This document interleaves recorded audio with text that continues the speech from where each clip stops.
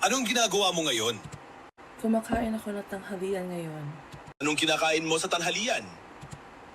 Kumakain ako ng pasta kasama, how do you say minced meat in Tagalog? Tinadtad na karne means minced meat in Tagalog. Okay, kaya kumakain ako ng pasta na may minced meat. Napakabuti na parang masarap.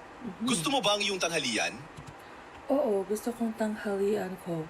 At ito'y papakasimple at hindi na tumatagal na paghahabang paghahanda. Napakahusay. Mas natural na sabihin at hindi nagtatagal ang paghahanda nito. Oo, kaya ito ay nakakapag-simple at hindi ko natatagal upang nakakahanda nito. Napakahusay. Mas mabuti na yon.